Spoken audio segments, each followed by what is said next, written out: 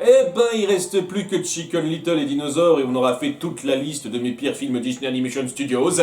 Volt, star malgré lui, un film qui a un certain petit culte, pas énormissime, mais faut dire ce qui est par rapport aux 3 films 3D Disney sortis pour lancer un petit peu cette mode pour suivre le succès de Pixar, c'est le plus populaire des 3. Chicken Little est souvent mal considéré, Bienvenue chez les Robinson est souvent assez oublié, faut dire ce qui est, c'est pas un film dont on parle souvent, mais Volt a une petite popularité. Petite, et globalement je le trouve très similaire à La Belle et le Clochard 2, dans le sens où on a une histoire qui passe correctement, c'est-à-dire il n'y a rien d'affreux dans l'histoire, la façon dont ça se poursuit, l'évolution des personnages, tout ça, s'il y avait un élément central super gavant qui fout un peu le tout en l'air. Dans le cas de La Belle et le Clochard 2, ça a été le héros central, le héros principal, et dans le cas de Volt, c'est la prémisse de base, que je trouve ultra insultante. Je me suis étendu là-dessus, je vais pas aller plus loin à ce niveau-là, vous n'avez qu'à voir ma critique si vous souhaitez voir ça. Et c'est assez drôle qu'on me demande un top retour sur ce film-là, le mois où je traite Milo sur Mars, qui souffre en partie de la même chose, c'est-à-dire une prémisse complètement stupide dès lors qu'on y réfléchit.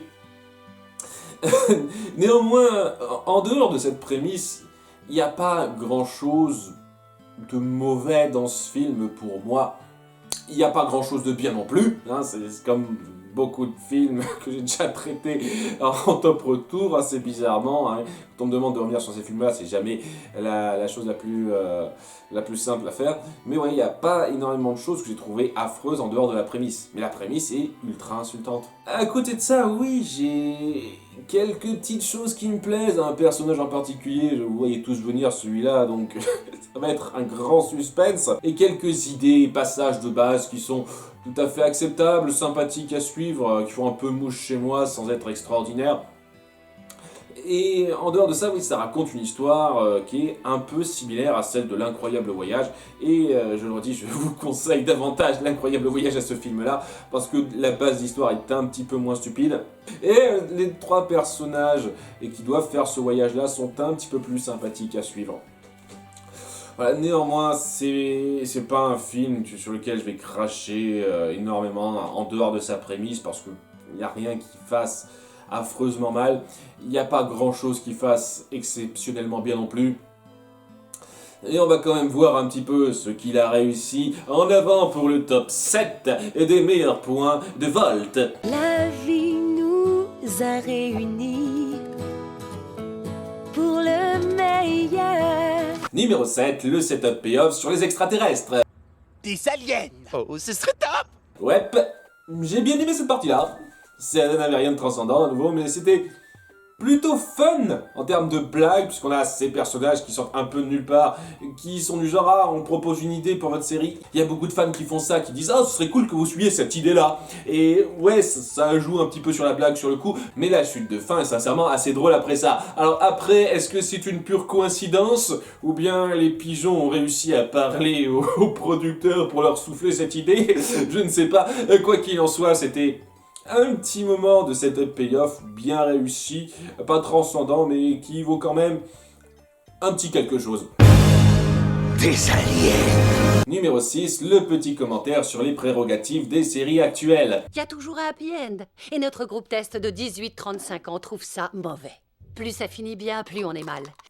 Pas grand chose à en dire, je trouve que ça illustre bien la nouvelle mentalité des séries qui ne peuvent plus se permettre de simplement faire des histoires joyeuses. Il faut qu'il y ait du suspense, il faut qu'il y ait un côté un peu malheureux là-dedans. On sent la petite critique mignonnette de la société, de la perception de l'art à ce niveau-là, qui sincèrement fait un peu mouche. Ça va pas très très haut, mais ça fait un peu mouche et j'ai bien apprécié ce petit détail, cette petite pique sur la mentalité, la façon dont on doit percevoir une œuvre maintenant. Et les besoins de profit qui priment sur tout le reste. Numéro 5, la dynamique comique entre Volt et Mitaine. Ça fait partie des 2-3 petits trucs qui, malgré le fait qu'on parte d'un postulat de départ complètement moisi, jouent dessus pour amener quelques passage efficace. Et un des trucs que ça amène, c'est le comportement un peu trop de nœud de Volt, et qui amène une dynamique entre lui et Mitten que je trouve plutôt marrante à de nombreuses occasions. La façon dont Mitten doit supporter un peu de force cette présence et gérer ce comportement qui est en décalage avec la réalité est souvent assez marrante. La façon qu'elle a de réagir à la connerie de Volt et son inaptitude à suivre bien la réalité amène plusieurs moments à faire sourire, et même quelques-uns qui font un peu rire. Donc, je vais pas nier ça, en termes de comédie, c'est de là où une dynamique qui souvent passe très bien. Par contre, une fois qu'il prend conscience de la réalité, ça ne vaut plus grand chose. Numéro 4, de la bonne action. Pas grand chose à dire non plus là-dessus, l'action est faite de façon très efficace par moment, que ce soit lors des scènes de tournage qui n'ont aucun sens dans notre réalité, mais si on les regarde seulement à part comme ça, et ben il y a de bons moments d'action assez fun, et certains moments lorsque Volt essaye de libérer Mitten du chenil par exemple, et 2-3 autres petits moments ci et là, ne serait-ce que vers la fin, sont faits avec une efficacité très louable, et nous aide à être pris un petit peu dans cette tension du moment. Est-ce qu'on va s'en sortir?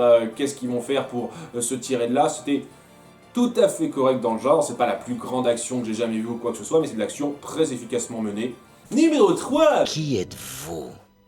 Mindy Parker, de la programmation. Ah, cette femme, elle joue un assez petit rôle, mais je l'adore. C'est la chargée de contact qui a le plus les pieds sur terre, et ça fait plaisir de voir un personnage comme ça, quand à côté, je sais pas, on a l'impresario qui pense à ses désirs et qui n'a aucune subtilité, le réalisateur complètement taré, qui mériterait d'être enfermé. Quand j'y pense maintenant, la plupart des personnages féminins dans ce film sont calmes et posés, tandis que la plupart des personnages masculins sont soit des sales cons, soit des tarés, à un certain degré. Maintenant que j'y pense, enfin bref, Mindy est très sympathique, surtout par rapport à sa réaction à la connerie du réalisateur. Et même lorsqu'elle apparaît plus tard pour convaincre Penny de continuer le tournage, elle emploie des arguments qui sont tout à fait logiques et qui montrent une vraie compréhension de la vie de sa part, qui la rend assez sage dans son genre. Et c'est cool qu'on donne de la personnalité, une intelligence et un petit peu de compassion à un personnage qui, de base, pense au fric. C'est son métier de penser au fric. Donc c'est cool de faire ça avec un personnage comme ça, et d'avoir vraiment un personnage contenu qui sait réfléchir dans votre histoire. Dommage qu'elle ait un petit rôle et qu'à côté de ça on ait des tarés.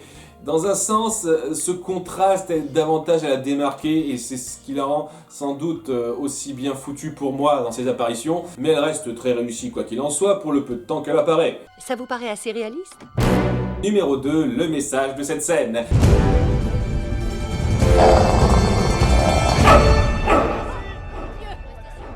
Oui, là aussi c'est un détail qui joue sur la prémisse débile, qui ne l'excuse pas, mais qui au moins c'est un peu rebondir dessus pour amener des bons moments. Et cette scène est, je trouve, plutôt forte dans sa signification, même si je la trouve mal amenée sur pas mal de points, j'en ai déjà parlé dans ma critique. Je trouve que le parallèle qu'on fait entre le pouvoir d'un aboiement supersonique dans une série et le pouvoir d'un aboiement pour sauver une vie, prévenir les secours, j'ai trouvé que c'était un parallèle plutôt bien foutu et qui démontre le pouvoir de vouloir sauver quelqu'un, et que ça ne se limite pas à la puissance qu'on a, mais surtout à ses intentions. Et ouais, je trouvais que c'était super bien foutu sur le coup. J'ai eu toute l'occasion de voir son détail, c'est pour ça que je vais pas m'étendre davantage dans cette vidéo, mais c'était un très bon passage qui faisait un bon parallèle. Ça aurait mérité d'être mieux amené, c'est clair, mais ça change rien au fait que c'était très puissant comme instant. Et enfin, numéro 1, Mitten. Wow, vous l'avez pas vu venir celle-là. J'adore Mitten, j'en ai déjà parlé, de par sa personnalité, elle a un côté un peu sec, cassant, qui appuie bien le fait qu'elle a vécu dans les rues et qu'elle a été désabusée par ses anciens maîtres, parce que apparemment les gens préfèrent les chiens aux chats dans cet univers.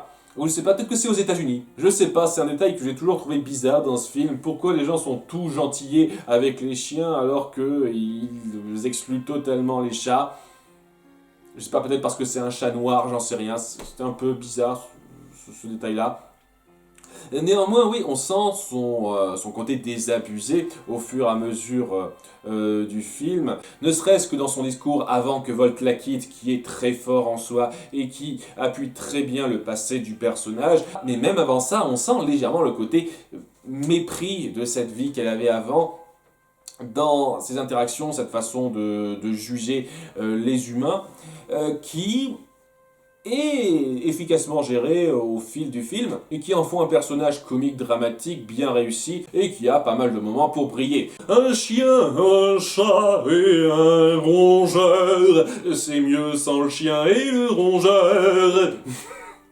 Ouais, je trouve que malheureusement les deux autres personnes qui l'ont accompagné ne lui ont pas rendu grandement justice, à part à nouveau dynamique comique avec Volt. En dehors de ça, elle était vraiment la seule à maintenir un petit peu notre groupe d'animaux à un niveau acceptable pour que ça passe à peu près. Mais une fois de plus, c'est la prémisse qui me pose problème.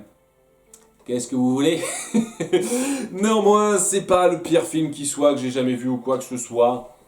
Et si vraiment vous n'avez pas de problème avec la prémisse que j'ai du mal à concevoir, je vous le cache pas, je comprends que vous appréciez ce film, hein, c'est loin d'être un des pires films existants ou quoi que ce soit. Néanmoins, ouais, c'est pas un film que je me reverrai de sitôt, ça c'est évident. Voilà qui est fait. N'oubliez pas de voter en commentaire pour le prochain Top Retour. Merci d'avoir suivi ces vidéos, à très bientôt. Au revoir.